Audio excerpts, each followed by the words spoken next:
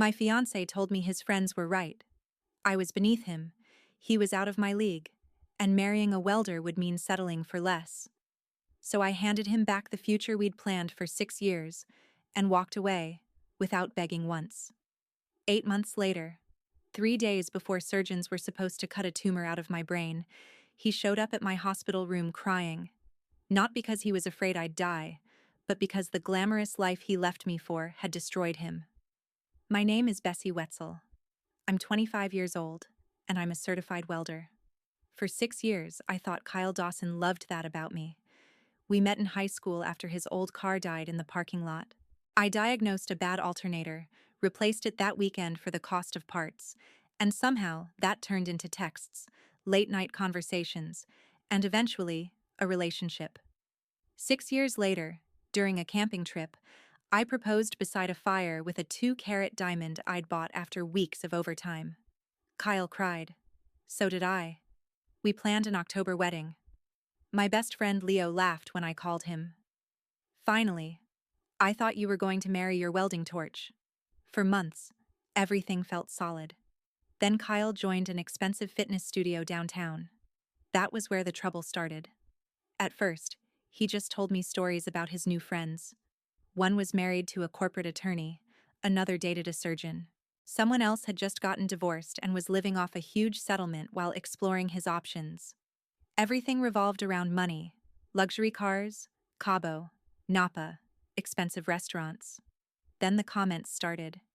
Jason thinks we're getting married too young. Matt says someone like me should experience more before settling down. I told Kyle the same thing every time. These guys don't know us. He agreed. But slowly, their voices became louder than mine. By March, things he'd never cared about suddenly bothered him. My truck was too old. My apartment was basic. My clothes weren't sophisticated. Then one evening he asked, "Have you ever thought about becoming more ambitious?" I stared at him. "I'm starting underwater welding certification in May." "I know. I just mean career-wise." "That is career-wise." He backed down, but I could see it. He wasn't listening anymore. He was comparing. The moment that really changed things happened before dinner at his parents' house. I'd worked late repairing structural damage at a warehouse and arrived wearing clean jeans, steel-toed boots, and my company shirt. Kyle opened the door and frowned. "Seriously? What? You're going to my parents' house like that?" "I'm coming straight from work." "Couldn't you change? We're already late." His jaw tightened. "This is embarrassing." That word stayed with me. Embarrassing. His father asked about my underwater welding certification during dinner. Kyle rolled his eyes. On the drive home, I finally asked, "Are you ashamed of me?" "No. You acted like you were." "I just wish you'd make more effort." "To do what? Look like somebody else's girlfriend?" He stared out the window. April and May became a slow-motion breakup. Kyle spent more time with his new friends and less with the people we'd known for years. Wine tastings, expensive dinners, shopping trips. He stopped coming to company barbecues and family gatherings. Meanwhile, I became a project he thought needed fixing. Better clothes, newer truck, nicer apartment, more impressive dates. Then came the comparisons. Jason's wife had made partner. Matt's girlfriend was buying a luxury condo. Another woman had started her own business. "I'm not saying you should be like them," Kyle told me. "It's just interesting how some people really go after what they want." 3 nights a week, I was studying technical diving, underwater cutting, safety procedures, and emergency protocols after full work shifts. Apparently, that didn't count as ambition. Even our wedding became too small. We'd planned around $20,000. Kyle showed me pictures from an $80,000 wedding. We could have something like this. We could also start married life without massive debt. Sometimes I think we've been thinking too small. "Who is we, Kyle?" He couldn't answer. By June, I stopped defending the life we'd spent years building. Late that month, we'd planned to visit my parents. Kyle chose a wine tasting event instead. It's important for networking. More important than plans we made 2 months ago. Sometimes you have to choose between being comfortable and being ambitious. I went alone. Kyle came home hours later, tipsy and excited. You should have come. You could have learned what successful people actually do on weekends. Something inside me went quiet. By July, he started suggesting we postpone the wedding, not cancel it, just delay things while we grew individually. I refused. We're either building a life together or we're not. Why are you so black and white? Because commitment is black and white. By August, we barely felt like a couple. Then one Tuesday night, while I was studying at his kitchen table, Kyle sat across from me. Do you ever think about what our life will look like in 5 years? All the time. What do you see? A house?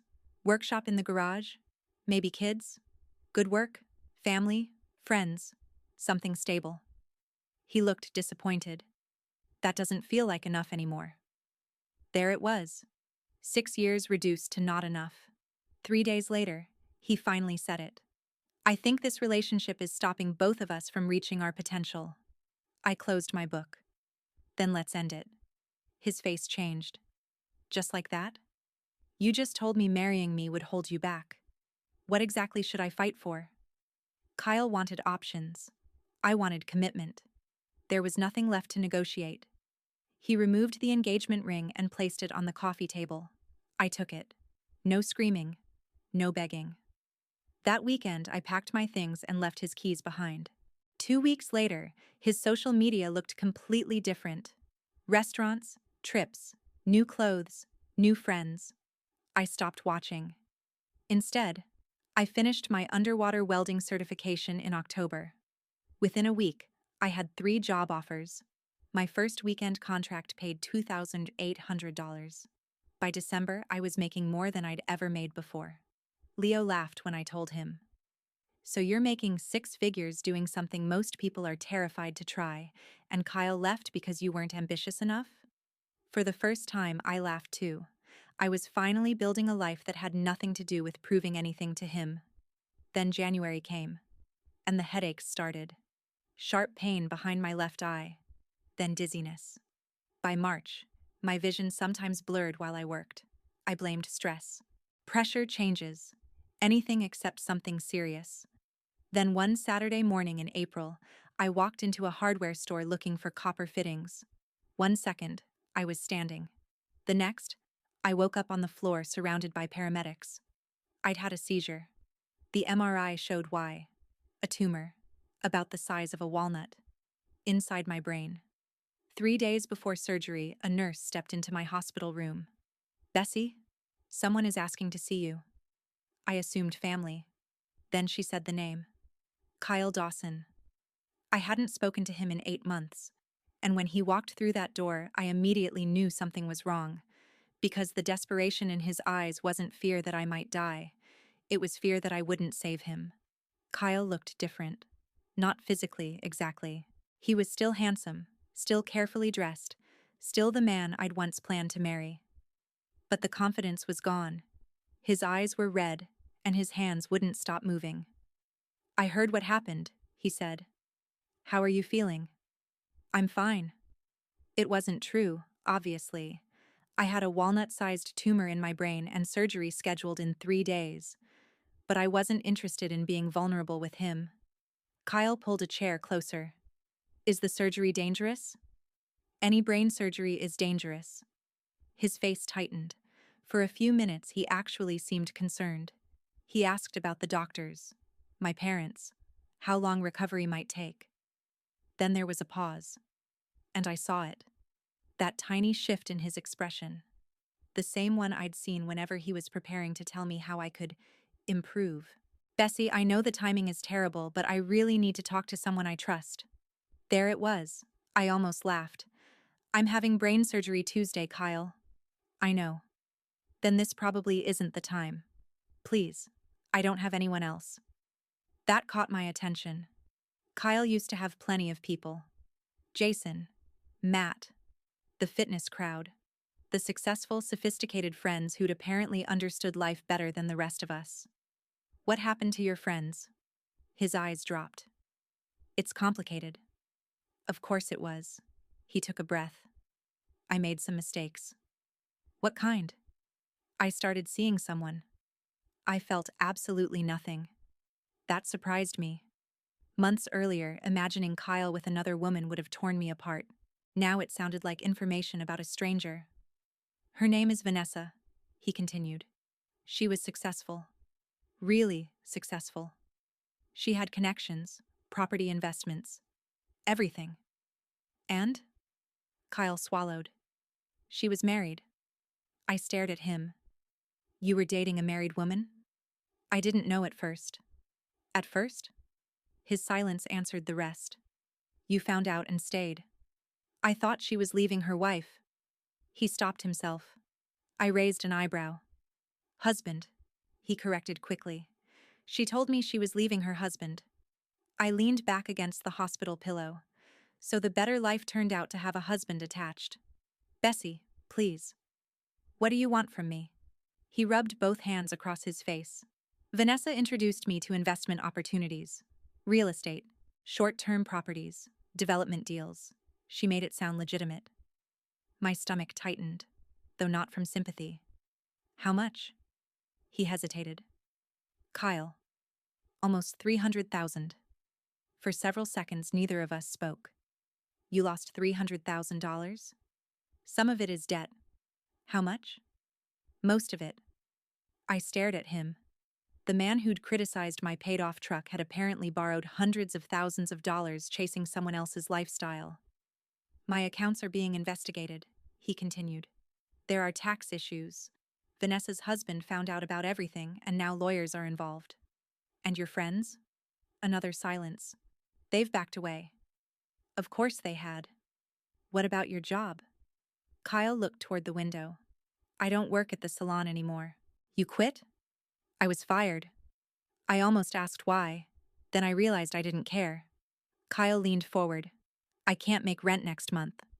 Finally, the real reason he'd come. Not my tumor. Not regret. Not closure. Money. What exactly are you asking me for?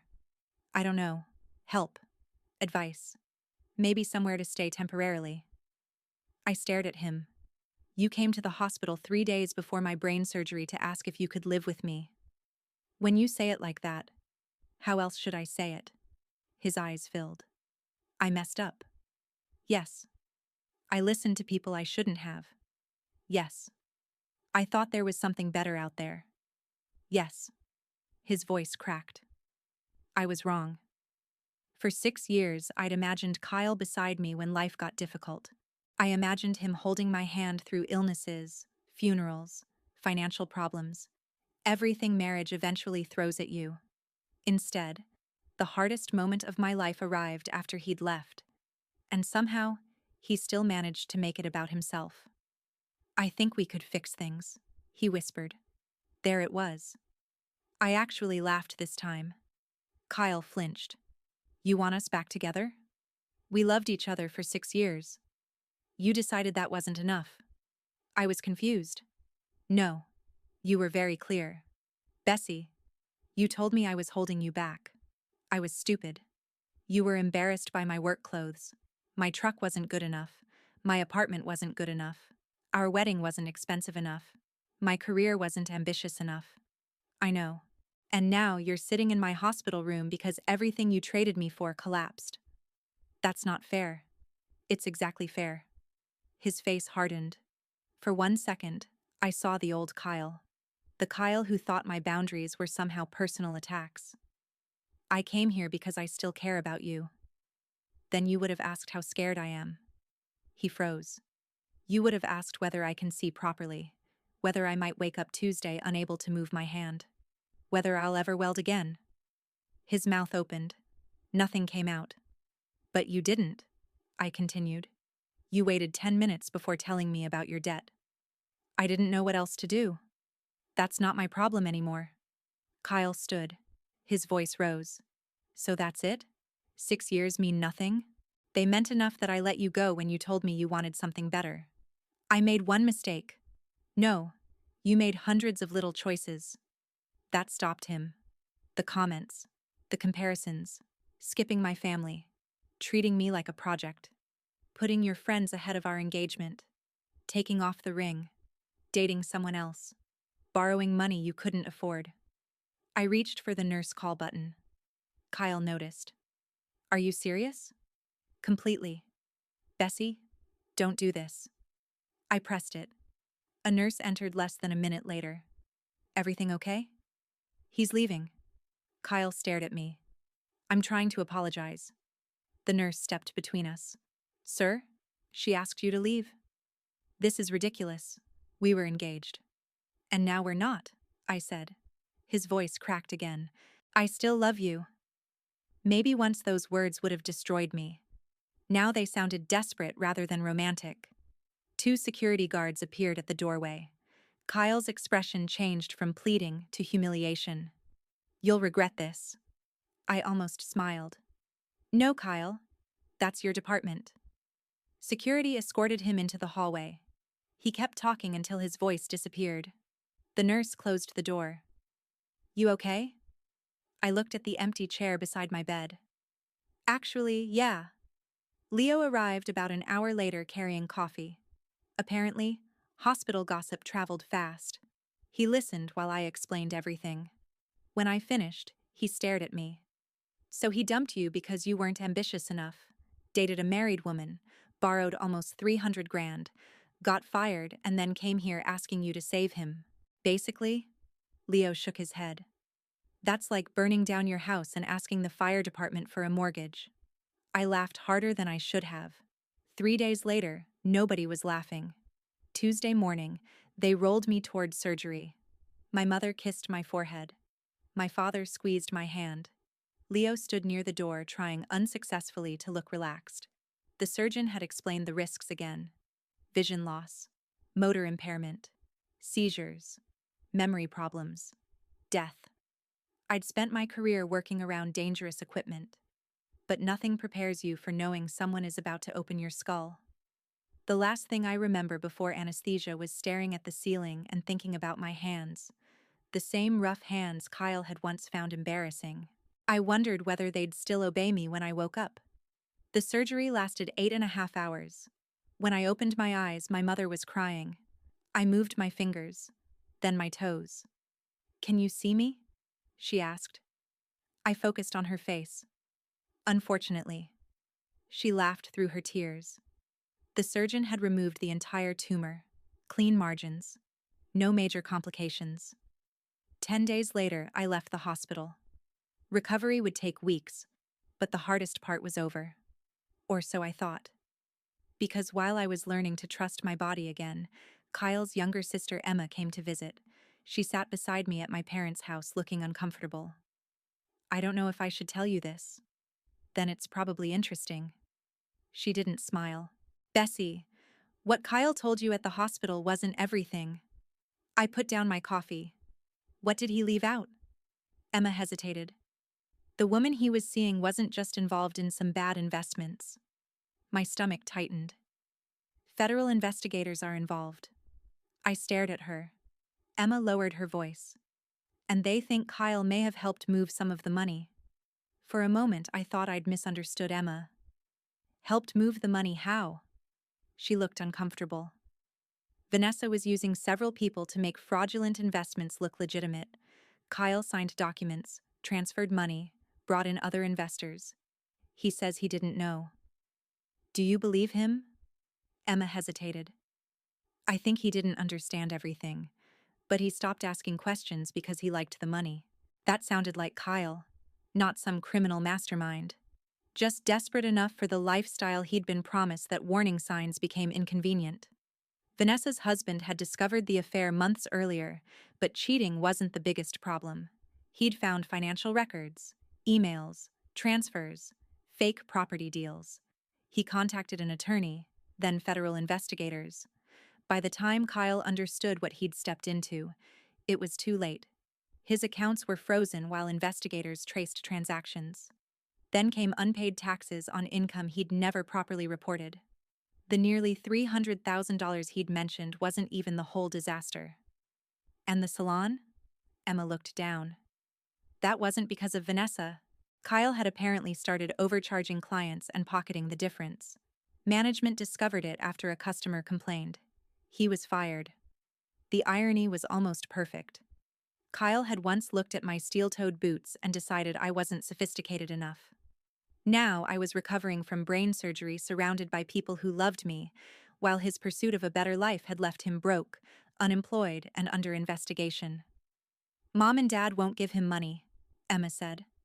That surprised me. "They told him he has to deal with this himself."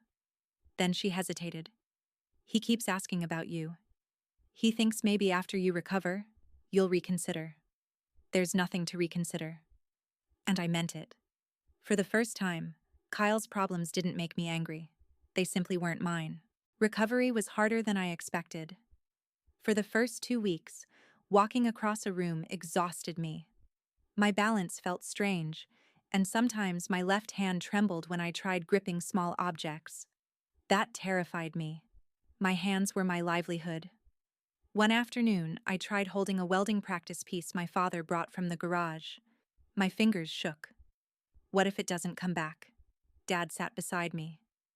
"Then you figure out what comes next." So I worked.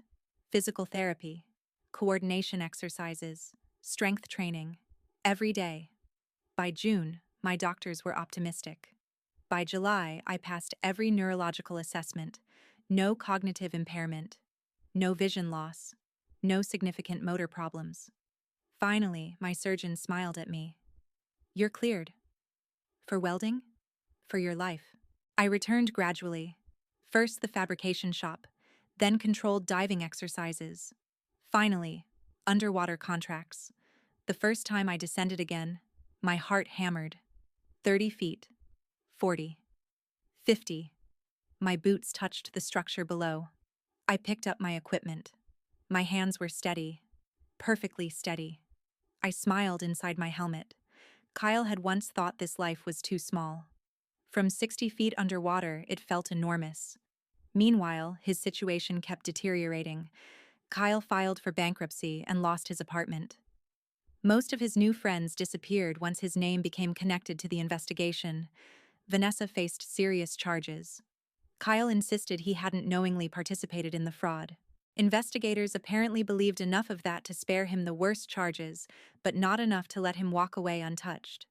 Eventually, he accepted a lesser charge with restitution requirements. His parents still refused to rescue him. He moved in with an aunt several states away. The glamorous life was over.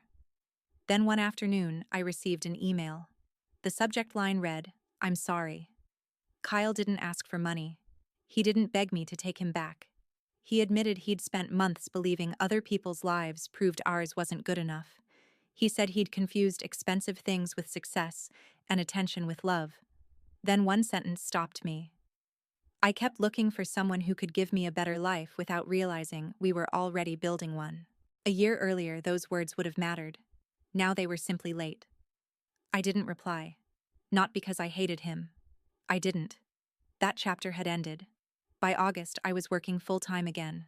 One Saturday, while organizing equipment, I opened the small safe in my closet. Inside was the engagement ring.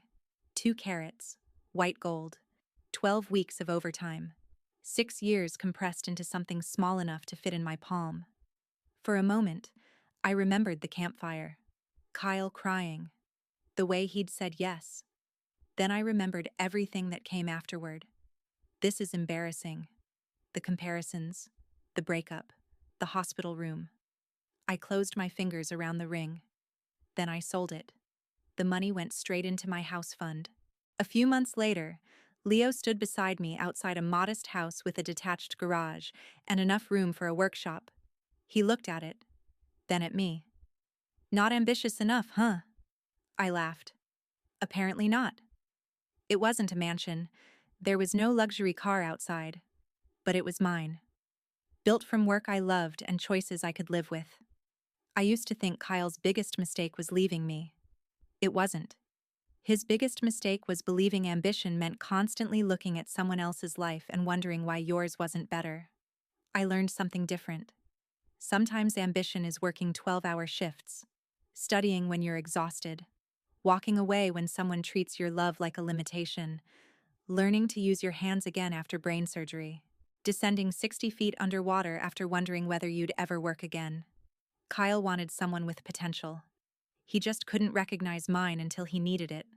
By then, I no longer needed him too.